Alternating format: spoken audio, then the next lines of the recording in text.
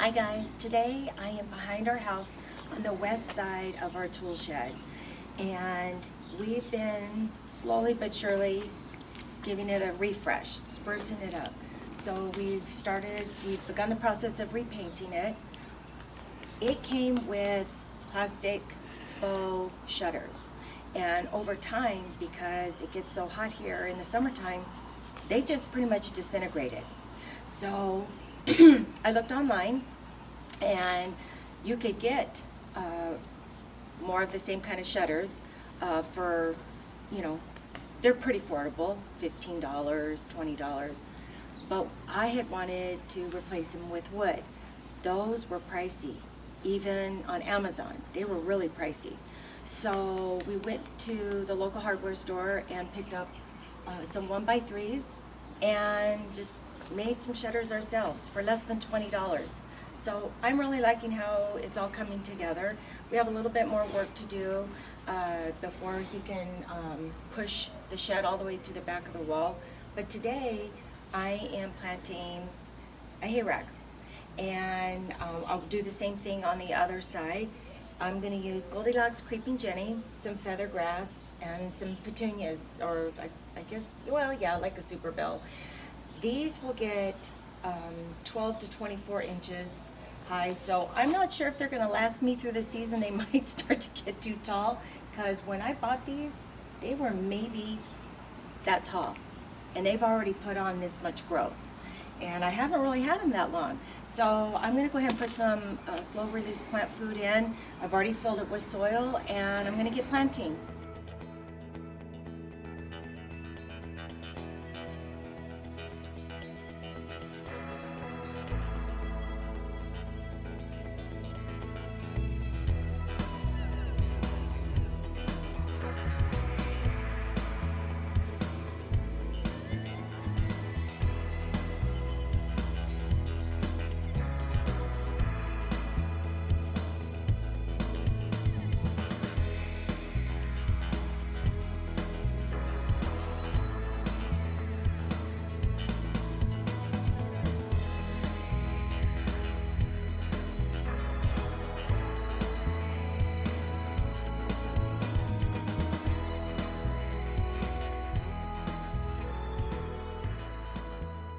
I just finished planting them, and I used 3 Creeping Jenny.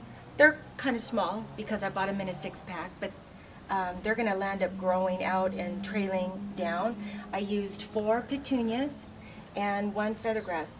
This arrangement right here in this hay rack will easily last me well into October, because they all like full sun and they all tolerate the heat, and it's going to be 109 here this week. It was just 59 the other day. So these will deadhead themselves. I don't have to take care of anything like that. So the only thing I might have to pull out is the feathergrass if it puts on a ton of growth and lands up blocking the window. But since nobody's in here, it's just the shed where we keep tools and fertilizer, I'm okay with that.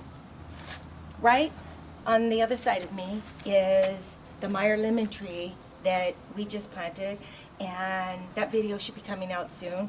I chose to put it in a container, and I'm so excited for the growth and the lemons that it's going to produce, and hopefully someday I'll have more than just one lemon tree. Behind the lemon tree are the creeping fig that we planted about 6 weeks ago, and you can tell that they've already put on a lot of growth.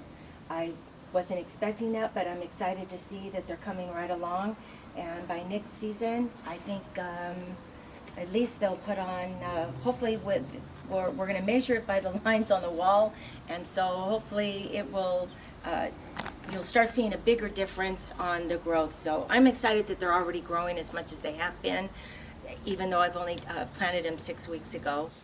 To make sure that the hay rack gets consistent watering, I tapped into the drip line of the creeping fig. Then I attached 1/4 inch white poly tubing in the hopes that it semi gets camouflaged, because I don't want it to be black against the shed. Just ran it up behind there. I put a T here up at the top, and then I ran emitter tubing that has emitters every 6 inches. So now it'll get consistent watering, if you can see in here. That's what I did. And I just ran it in a circle, and that way it just always gets consistent watering. It's going to need that in the heat that we're going to be having here pretty quick. The only thing I might have to pull out is the feather grass if it gets too tall.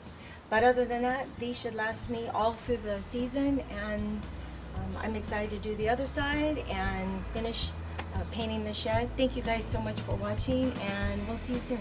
Bye.